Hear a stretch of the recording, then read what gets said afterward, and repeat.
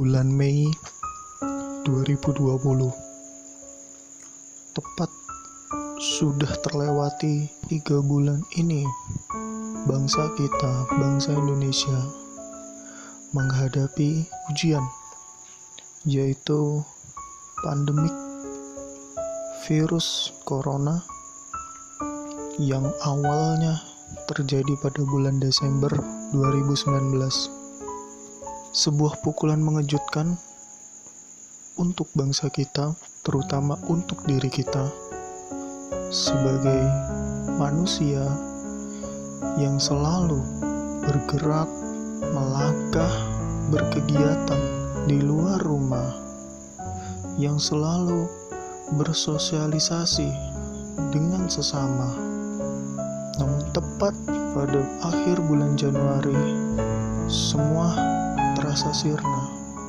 Puncaknya pada akhir bulan Februari, kita semua terkaget bahwa bangsa ini sedang dihadapi bencana.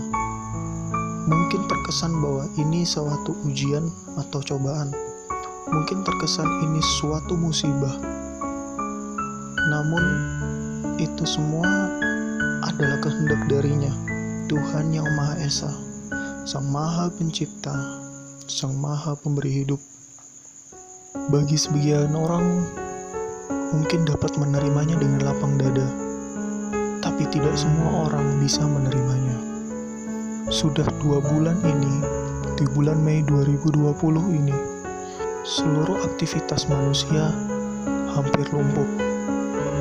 Banyak orang yang berkeluh kesah karena melakukan kegiatan di dalam rumah. Pergerakan terbatasi, aktivitas terbatasi. Banyak yang mengeluh karena tidak adanya pendapatan. Banyak yang mengeluh karena tidak mampunya mereka untuk menghadapi pandemik ini. Kita tahu bahwa semua ini memang sudah takdirnya. Semua ini memang sudah jalannya. Bagi sebagian umat muslim, ini merupakan cobaan yang berat karena pandemik ini bertepatan pada saat bulan Ramadan. Bagi umat agama Kristen pun juga sama. Tidak hanya umat Islam, tidak hanya umat Kristen, tidak hanya umat Hindu, semua merata. Maka dari sini bisa kita katakan bahwa pandemik ini tidak serta-merta memilih orang yang akan terinfeksi. Penyakit ini tidak serta-merta tertuju pada satu umat atau satu pihak.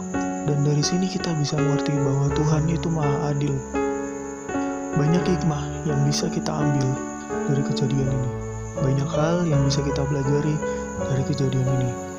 Teruntuk diri sendiri, patutnya kita menyadari bahwa adanya kejadian seperti ini. Harusnya kita menjadikan ini sebagai evaluasi diri. Apa saja yang telah kita lakukan agar ke depannya kita tahu bahwa tidak selamanya apa yang terlihat manis di depan itu akan terasa pahit di belakang. Pun juga sebaliknya, apa yang pahit di depan akan terasa manis di belakang. Sudah cukup bagi kita melihat kondisi di lingkungan kita, melihat kondisi di negara kita, melihat kondisi di seluruh dunia ini dengan bersedih hati. Sudah cukup. Saatnya kita menyadari bahwa segala sesuatu harus dibangun kembali, harus dilanjutkan kembali tanpa perlu berhenti. Sejenak, mari kita renungkan, mari kita pikirkan kembali. Apa yang ada dalam diri kita? Apa yang ada di dalam hati nurani kita? Akal pikiran kita, potensi dalam diri kita, apakah itu? Mungkin biasanya kalau di pagi hari kita setelah bangun pagi menikmati secangkir teh dengan bercengkrama bersama keluarga, atau mungkin menikmati secangkir teh atau secangkir kopi secangkir susu dengan diiringi canda tawa keluarga. Tapi di tengah kondisi seperti ini, sebenarnya itu tetap bisa dilakukan. Bagi kalian yang selalu bangun pagi, menikmati udara pagi, berjalan-jalan di sekitar rumah atau tempat tinggal kalian, semua sudah tidak akan bisa terulang lagi. Kondisi yang ada di sekitar kita sudah berubah. Jangan saling menyalahkan atau memarahi, memusuhi dengan kondisi yang seperti ini. Mari kita katakan bahwa dari kondisi ini kita dapat mengambil hikmahnya. Sejenak kita merenungkan hal ini, kembali kepada diri sendiri. Kondisi seperti ini bisa juga dimanfaatkan untuk menggali potensi diri, untuk menggali apa yang mampu kita lakukan terhadap diri ini.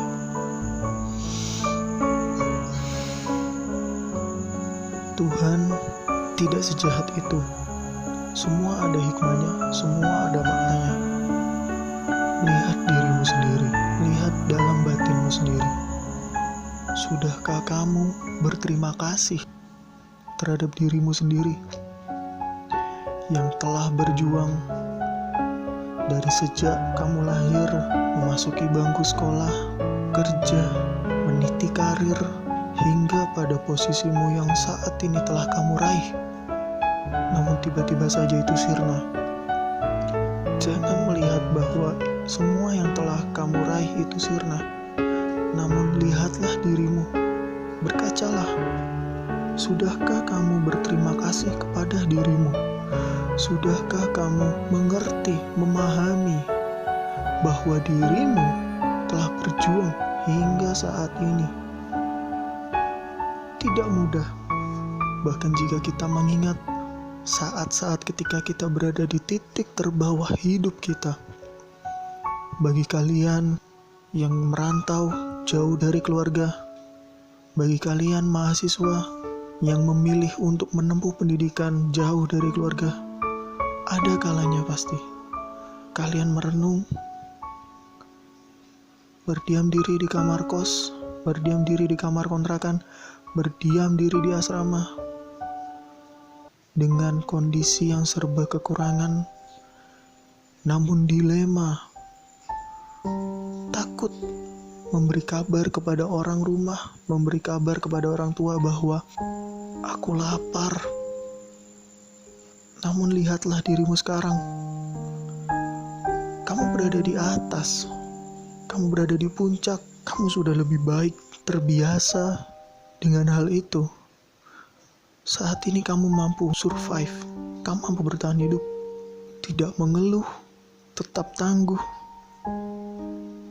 Bagi kalian, para pekerja yang jauh dari keluarga, jauh dari rumah, meninggalkan orang tua, meninggalkan kerabat, anak, istri, lihat dirimu sekarang.